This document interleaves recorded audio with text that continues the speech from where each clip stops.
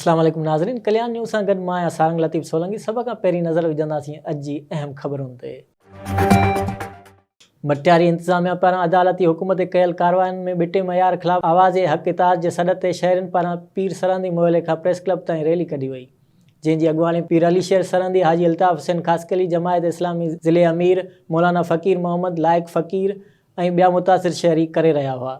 Rally शहर जे मुख़्तलिफ़ इलाइक़नि मां गश्त कंदे प्रेस क्लब पहुती, जिते मुज़ाहिरीन रोड ब्लॉक करे छॾियो। अॻुवाणनि जो चवणु हो त मक़ामी इंतिज़ामिया अदालती हुकूम ते हद दख़लियूं हटाइण लाइ ऑपरेशन कयो हो, जेको बराबरी जे बुनियाद ते न कयो वियो आहे, जंहिंमें ग़रीब मिसकिन माण्हुनि जा अझा दुकान थला डाए पट करे छॾिया आहिनि, जॾहिं त कुझु बासरनि आॾो इंतिज़ामिया बेवस बणियल आहे। उन्हनि जी इमारतुनि ऐं बिल्डिंगुनि जो हिकु इंच बि न डायो वियो आहे, जेका सरासर ज़्यादती आहे। हिननि कमिश्नर हैदराबाद खां मुतालबो कयो आहे त फौरी तौर ते नोटिस वठी इन मामले जी जांच करे असां सां इंसाफ़ कयो वञे। नाज़रीन, मातली में आसपास जे इलाइक़े में यूरिया भाण अणलभ थी वियो। आबादगार परेशान। तफ़सील मूजिबि मातली शहर तोड़े आसपास जे इलाइक़नि में यूरिया भाण न पियो मिले, जंहिं करे आबादगार भाण ख़रीदण लाइ परेशान आहिनि। हिन वक़्तु चेट जे फसल जी पोखी घणे भाङे थी चुकी आहे, जंहिंखे यूरिया भाण जी सख़्तु ज़रूरत आहे। आबादगारनि जो चवणु आहे त यूरिया भाण फसल खे जल्दी उथारे थो। जेकॾहिं वक़्त सिर न ॾिनो वियो त फसल सुठा न थींदा, जंहिं करे असांखे वॾे नुक़सान जो अंदेशो आहे। ॿिए तरफ़ ज़रियनि खां मालूम थियो आहे त मातली ऐं आसपास जे इलाइक़नि में कुझु सेठ लिक छुप में भाण विकिरो करे रहिया आहिनि। हितां जे आबादगारनि सरकार खां मुतालबो कयो आहे त मातली में यूरिया भाण जे अणलभ थियण जो नोटिस वठी वक़्त सिर आबादगारनि खे यूरिया भाण मुहैया करे तबाह थींदड़ फसल खे बचायो वञे।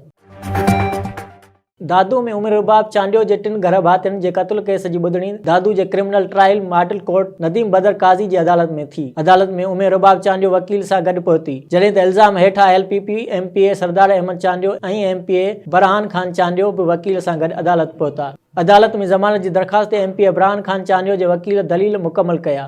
वकील जा दलील मुकमल थियण बैदि अदालत केस जी ॿुधणी 24 डिसंबर ताईं मुलतवी करे छॾी आहे। अदालत ॿाहिरां मीडिया सां ॻाल्हाईंदे PP MPA बरहान खान चांडियो चयो त अदालत में वकील जा दलील मुकमल थिया आहिनि।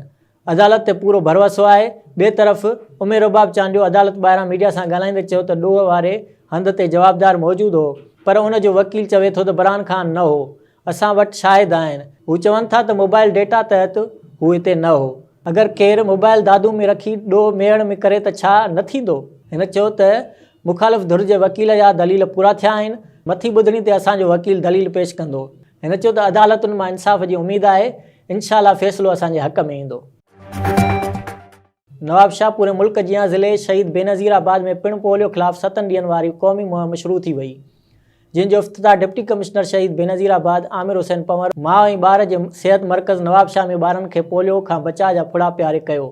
उन मौक़े ते मीडिया जे नुमाइंदनि सां ॻाल्हाईंदे डिप्टी कमिश्नर आमिर हुसैन पंवर चयो त पोलियो ख़िलाफ़ हिन वक़्तु मुहिम दौरान वालिदैन पंहिंजी 5 साल उमिरि ताईं जे समूरनि ॿारनि खे पोलियो खां बचाव जा फुड़ा प्यारे ज़िले इंतिज़ामिया ऐं सिहत खाते जो साथ ॾियनि, त जीअं ज़िले जे समूरनि ॿारनि खे फुड़ा प्यारे समूरी ज़िंदगी जे माज़ूरीअ खां बचाए सघे। डिप्टी कमिश्नर वधीक चयो त पोलियो टीमुनि ऐं लाॻापियल खातनि जे भरपूर कोशिशुनि जे करे हिन साल ज़िले में को बि पोलियो जो केस रिपोर्ट न आहे थियो। उमेद आहे त इन ई जज़्बे सां टीमूं ऐं लाॻापियल खाता पंहिंजो कमु जारी रखंदा। इन मौक़े ते पोलियो ख़िलाफ़ क़ौमी मुहिम बाबति मीडिया खे आगाही ॾींदे डिस्ट्रिक्ट हेल्थ ऑफिसर डॉक्टर दौलत जमाली ॿुधायो त शहीद बेनज़ीराबाद ज़िले अंदरि 13 खां 19 डिसंबर ताईं मुनक़िद थींदड़ 7 ॾियारनि वारी पोलियो जे ख़ात्मे वारी क़ौमी मुहिम दौरान 5 सालनि ताईं जे 3,38,000 खां वधीक ॿारनि खे पोलियो खां बचाव जा फुड़ा पियारिया वेंदा।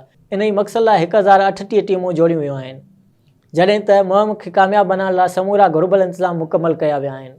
उन मौक़े ते पोलियो बाबति focal person doctor Allah Bakhsh Rajpar, additional district health officer doctor Riaz Shah ऐं deputy district health officer doctor Amna Brohi ऐं ॿिया अमलदार मौजूदु हुआ। नौशरो फिरोज़ में पुलिस हथां मुबैना मुक़ाबले में अतहर ऐं मोहब सोलंकी खे मारण ख़िलाफ़ एहतिजाजी मुज़ाहिरो कयो वियो। मक़तूल नौजवाननि जे वारसनि सोलंकी बिरादरी पारां नारेबाज़ी पिणु कई वई। उन मौक़े ते मारिजी वियल नौजवाननि जे वारसनि मोहम्मद खान सोलंकी, मुमताज़ ऐं रशीद सोलंकी चयो त DSP हमीद पंवर खे गिरफ़्तार कयो वञे। DSP धमकियूं ॾेई रहियो आहे त जीअं असांजे नौजवाननि खे बेगुनाह क़त्ल कयो ऐं कूड़ो मुक़ाबिलो ॾेखारे ड्रामो रचायो वियो। हिननि चयो त IG सिंध पारां जोड़ियल टीम असांखां बयान वरिता आहिनि, जिन ते एतमाद आहे। DSP पाण खे बचाइण लाइ ड्रामा करे रहियो आहे। नई का बि जांच टीम क़बूल न आहे। हिननि मुतालबो कयो त DSP हमीद पंवर समेत समूरनि जवाबदारनि खे गिरफ़्तार करे इंसाफ़ कयो वञे। टंडो अलियार में भाण ब्लैक ते विकिरो थियण लॻो, इंतिज़ामिया आघूं निंड पियल। सारिक आबादगार तंज़ीम जे अॻवाननि जो एहतजाज। ख़बर मूजिबि टंडोलियार में सिंध एग्रीकल्चर रिसर्च काउंसिल पारां भाण ब्लैक ते विकिरो थियण ख़िलाफ़ एहतजाजी रैली कढी प्रेस क्लब वारो धरणो हयो वियो। इन मौक़े ते सारिक अॻवान शकील पल, फिदा चौहान, मीर मुर्तज़ा ओठो, गुलाम रसूल लुंड ऐं ॿियनि साफ़ियुनि सां ॻाल्हाईंदे चयो त टंडोलियार ज़िले में भाण ब्लैक ते विकिरो थी रहियो आहे ऐं दुकानदार मुख़्तलिफ़ क़िस्मनि जूं नकली ज़रई दवाऊं सरेआम विकिरो करे रहिया आहिनि, पर ज़िले इंतिज़ामिया ब्लैक ते विकिरो थींदड़ भाण ख़िलाफ़ का बि कार्रवाई न पई करे। हिननि चयो त अरिड़हं सौ वारी भाण जी ॿोरी 2400 खां 2600 ताईं ब्लैक में विकिरो कई पई वञे, जॾहिं त हिन वक़्तु कणिक खे पाणी ॾियण जी ज़रूरत आहे। जेकॾहिं कणिक खे भाण न ॾिनो वियो त अॻु खां हिन साल कणिक घटि मिक़दार मिलंदी, जंहिंसां आबादगारनि खे करोड़े रुपयनि जो नुक़सान जो अंदेशो आहे। हिननि घुर कई त ज़राअत खातो ऐं ज़िले इंतिज़ामिया ब्लैक ते भाण विकिरो कंदड़नि ख़िलाफ़ कार्रवाई करे ॿी सूरत में एहतजाज जो दाइरो वसी कंदासीं। नाज़रीन, सिंध प्रेस क्लब राणीपुर जे साफ़ियुनि जो अहम इजलास प्रेस क्लब जे सदर गुलशन जामनोर जी सदारत में थियो, जंहिंमें अहम फ़ैसिला कया विया। रिपोर्ट मूजिबि सिंध प्रेस क्लब राणीपुर जो अहम इजलास कोठायो वियो। इन मौक़े ते अहम फ़ैसिलनि ते गौर वीचार कयो वियो, जंहिं ते 31 डिसंबर 2021 जे आख़िरी सिज खे अलविदा करणु, सालियाने अहवार तक़रीब कोठाइण 2022 जे लाइ नई चूंड कराइण समेत अहम फ़ैसिलनि ते गौर कयो वियो, जिन जी आख़िरी शिकिल ॾियण लाइ 19 डिसंबर ते मीटिंग सलाहे तक़रीबात खे आख़िरी सूरत ॾिनी वेंदी। इजलास में गुलशन जामड़ो, इनायत सहतो, मोहम्मद दाऊद बिरोई ऐं ॿियनि मेंबरनि ऐं उहिदेदारनि शिरकत कई। नाज़रीन, ही हुयूं अॼु जूं अहम ख़बरूं। वधीक तफ़सीली ख़बरुनि लाइ विज़िट कंदा असांजी वेबसाइट www.dailykalyan.com ऐं असांजो यूट्यूब चैनल ऐं फेसबुक पेज डेली कल्याण।